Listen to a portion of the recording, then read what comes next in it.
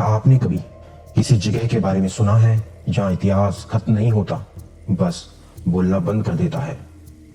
जरा सोचिए, एक ऐसी इमारत जो दिन में सिर्फ एक पुराना किला लगती है, लेकिन रात होते ही वहां लोग रुकना नहीं चाहते।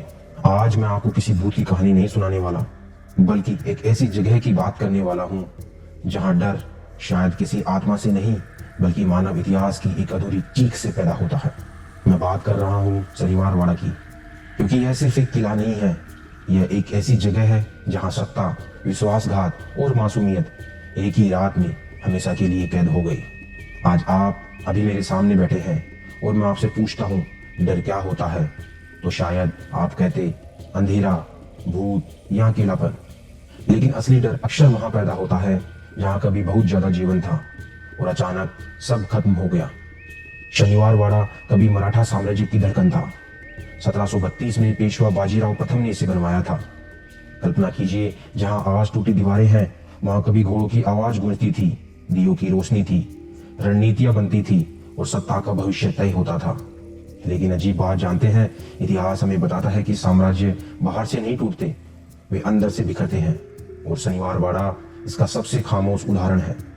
बाजीराव के बाद यह किला सिर्फ शासन का केंद्र नहीं रहा, यह परिवार, राजनीति और महत्वाकांक्षा का जाल बन गया। यहाँ हर कमरा किसी निर्णय का गवाह था, हर गलियारा किसी रहस्य को जानता था। लेकिन फिर इतिहास ने एक ऐसा मोड़ लिया जिसने इस जगह को हमेशा के लिए बदल दिया। आप जरा कल्पना कीजिए, एक 16 साल का लड़का राजगद्दी पर बैठा है, नाम नारायण राव पेशवा। कम उम्र, चारों तरफ षड्यंत्र और सत्ता की भूख से भरे लोग। आपको क्या लगता है, इतनी बड़ी शक्ति इतनी छोटी उम्र के हाथों में सुरक्षित रह सकती थी? यहीं से कहानी बदलती है। कहा जाता है नारायण राव के चाचा रघुनाथ राव सत्ता चाहते थे। राजनीति धीरे धीरे रिश्तों को निगलने लगी। एक रात महल के अंदर सैनिकों को आदेश दिया गया। इतिहास कहता है आदेश था धरा यानी पकड़ो, लेकिन किंवदंती कहती है यह शब्द बदल दिया गया, मारो यानी मार दो। अब सोचिए, अगर सिर्फ एक अक्षर किसी की मौत तय कर दे, तो क्या वह गलती थी या योजना? और फिर वह रात आई।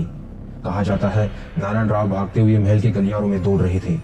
चारों तरफ अंधेरा, पीछे तलवारों की आवाज, पत्थरों पर गूंजते कदम, और वह चिल्ला रहे थे, काका मला वाचवा, चाचा मुझे बचाइए। कल्पना कीजिए उस आवाज को, एक बच्चे की आवाज जो सत्ता नहीं सिर्फ जीवन मांग रहा था। लेकिन कोई नहीं आया और उसी रात शनिवार वाड़ा की दीवारों ने एक चीख को अपने अंदर बंद कर लिया।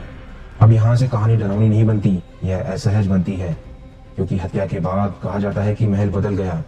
लोगों ने महसूस किया रात में गलियारे ठंडे हो जाते थे, जैसे तापमान अचानक गिर जाता हो।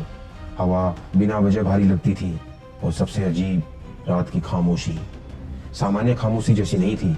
क्या आपने कभी ऐसी खामोशी महसूस की है जो सुनाई देती है? शनिवार वाड़ा में इन लोगों ने वही महसूस किया। स्थानीय लोग आज भी कहते हैं पूर्णिमा की रात कभी कभी अंदर से आवाज आती है, कोई चीख नहीं, कोई स्पष्ट शब्द नहीं, बस जैसे कोई मदद मांग रहा हो। अब मैं आपसे कुछ पूछना चाहता हूँ, अगर कोई आवाज 250 साल बाद भी सुनाई दे, तो क्या वह आत्मा है या इतिहास जो खत्म होने से इनकार कर रहा है? कई सुरक्षा गार्ड्स ने बताया रात की ड्यूटी में कदमों की हल्की गूंज सुनाई देती है, जबकि वहां कोई नहीं होता। कुछ लोगों ने कहा खाली खिड़कियों में किसी के खड़े होने का एहसास होता है। देखा नहीं, बस महसूस किया, और कभी कभी महसूस किया हुआ देखे हुए से भी ज्यादा डरावना होता है। अब जरा गहराई से सोचिए, हम छोड़ी हुई जगहों से क्यों डरते हैं? क्योंकि वहां भूत होते हैं, या इसलिए क्योंकि हमारा दिमाग उन खाली जगहों को यादों से भर देता है? जब आप एक खाली महल देखते हैं, आपका मन खुद आवाजें बना लेता है, कदमों की गूंज, फुसफुसाहट, दूर से आती ध्वनि। शायद डर बाहर नहीं होता, शायद हमारा दिमाग अधूरी कहानियों को पूरा करने की कोशिश करता है। और शनिवार वाड़ा एक अधूरी कहानी है। कहा जाता है आग लगने के बाद किले का बहुत हिस्सा नष्ट हो गया, आज सिर्फ दीवारें बची हैं। लेकिन अजीब बात यह है, जगह जितनी खाली हुई, कहानियां उतनी ज्यादा सुनाई देने लगी। क्यों? क्योंकि सन्नाटा आवाजों को नहीं मिटाता, वह उन्हें और स्पष्ट कर देता है। अगर आप वहां अकेले खड़े हो, तो हवा की आवाज भी किसी की सांस जैसी लगती है, और तभी मन सवाल पूछता है, क्या कोई है यहाँ, या मैं ही खुद को सुन रहा हूँ? वैज्ञानिक कहते हैं मानव मस्तिष्क पैटर्न ढूंढता है, जहाँ कुछ नहीं होता वहां भी वह अर्थ बना देता है। लेकिन फिर सवाल उठता है, क्यों अलग अलग लोग अलग अलग समय पर एक जैसी बातें महसूस करते हैं? क्या यह सामूहिक कल्पना है या कुछ अनुभव इतिहास की तरह जगहों में दर्ज हो जाते हैं? शनिवार वाड़ा शायद भूतिया इसलिए नहीं है क्योंकि वहां आत्माएं हैं, बल्कि इसलिए क्योंकि वहां भावनाएं कभी खत्म नहीं हुई।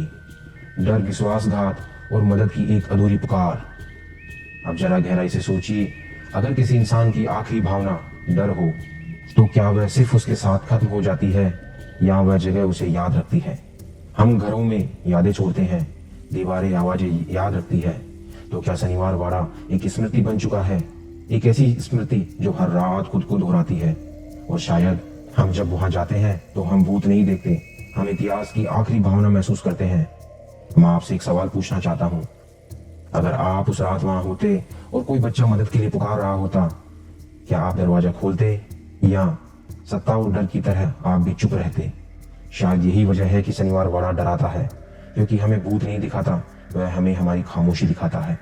आज भी जब रात गहरी होती है और हवा उन दीवारों से टकराती है, कुछ लोग कहते हैं आवाजें आती हैं, धीमी, टूटी हुई, काका मला वाचवा। लेकिन सच क्या है? कोई आत्मा या हमारी कल्पना, या फिर इतिहास का वह पल जो कभी खत्म ही नहीं हुआ? और शायद कुछ रहस्य सुलझाने के लिए नहीं होते। मैं था आपके साथ और यह कहानी नहीं थी, एक एहसास था, क्योंकि दुनिया में कुछ सवाल ऐसे हैं जो पूरी तरह सुलझते भी हैं और हमेशा अनसुलझे भी रहते हैं। क्योंकि हर रहस्य सुलझाने के लिए नहीं होता, कुछ रहस्य बस इंतजार करते हैं कि कोई उन्हें सच में सुन ले। और आज रात अगर अचानक सन्नाटा थोड़ा भारी लगे तो ध्यान से सुनिए, हो सकता है कोई अभी भी मदद मांग रहा हो। और सवाल यह नहीं होगा कि आवाज सच थी या नहीं, सवाल यह होगा आपने जवाब दिया या नहीं, क्योंकि यही है कुछ सुलझे।